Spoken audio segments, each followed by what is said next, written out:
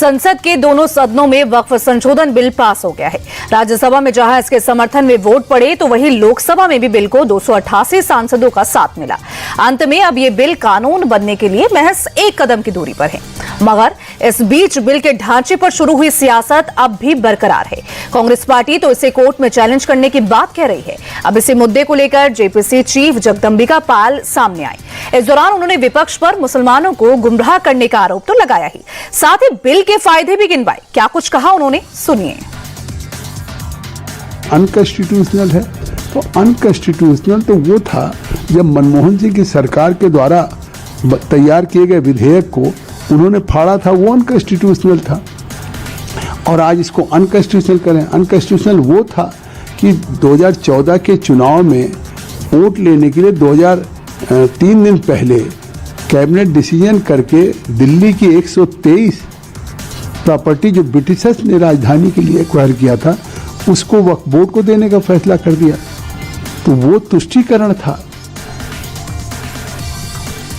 वक्फ bill पर हो रही राजनीति पर केंद्रीय मंत्री गिरिराज सिंह ने भी हमला किया। गिरिराज की माने तो विपक्षी नेता मुसलमानों को सिर्फ इसलिए गुमराह करने में लगे हैं ताकि दंगे कराकर वोट की सियासत को चमकाया जा सके।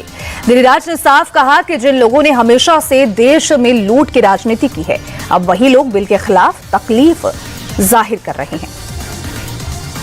नागरिकता कानून में जो लोग देश के आम गरीब मुसलमानों में भ्रम पैदा किया था, शाहीन बाग बनाए थे, वही लोग भी आज भ्रम फैला रहे हैं। लोगों ने देखा किसी की नागरिकता नहीं गई, उसी तरह लोग देखेंगे गरीब मुसलमानों के जिंदगी में, महिलाओं के जिंदगी में, विधवाओं के जिंदगी में कैसे मुस्लिम समाज के लिए ये उपयोगी होता है।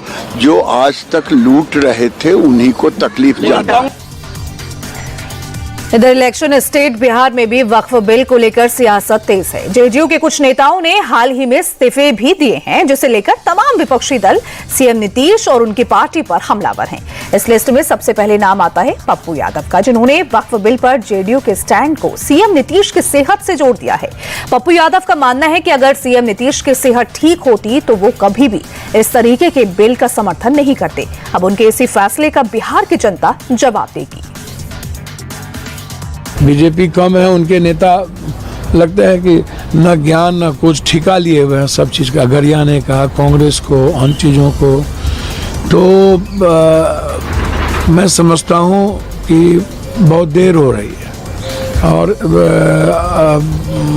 यदि कोई नेता बच भी जाए जदयू में है, मुस्लिम या कोई ऐसे लोग, तो आप एक बात समझिए कि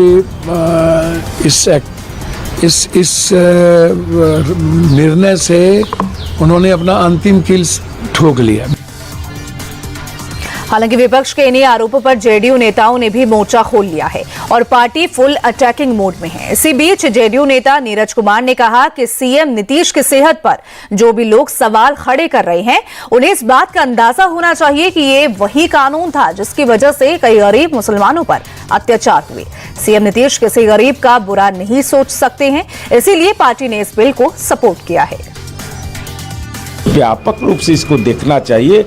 ये जज्बात का विषय नहीं है, यह विषय केवल और केवल इस बात का है कि वक्फ की संपत्ति हो या मंदिर की संपत्ति हो, मठ की संपत्ति हो, उसका विकास सुनिश्चित हो, इसको दृष्टिगत रखना चाहिए। उधर बंगाल में अगले साल होने वाले चुनावों से पहले ही बीजेपी ने अपनी प्लानिंग को अंजाम देना शुरू कर दिया है। बीजेपी सांसद संबित पात्रा ने एक प्रेस कॉन्फ्रेंस की। इस दौरान उन्होंने सीएम ममता पर जमकर सियासी तीर छोड़ी। पात्रा ने कहा कि ममता ने विदेश में जाकर भारत की छवि खराब की है। उनका कहना है कि वैसे तो सीएम खुद को शेरनी बताते हैं, मगर ऐसी कौन सी शेरनी है जो पूरी तरह से करप्शन में लिप्त हो और अपने ही लोगों को नुकसान पहुंचाए। जाहिर है कि ममता के अत्याचारों की उम्र पूरी हो गई है और जल्द ही जनता उन्हें उनके किए गए सजा देने वाली है। बंगाल में क्या हो रहा है आप में से हर कोई वाकिफ है। बंगाल की परिस्थिति, बंगाल का भ्रष्टाचार, बंगाल में दीदी की दादागिरी, यह आज पूरे भारतवर्ष में ही नहीं विश्व में लोग देख रहे हैं। अभी ऑक्सफोर्ड में जाके ममता बनर्जी ने कहा कि मैं टाइग्रेस हूं। कोई टाइग्रेस कभी भ्रष्टाचार में लिप्त नहीं हो।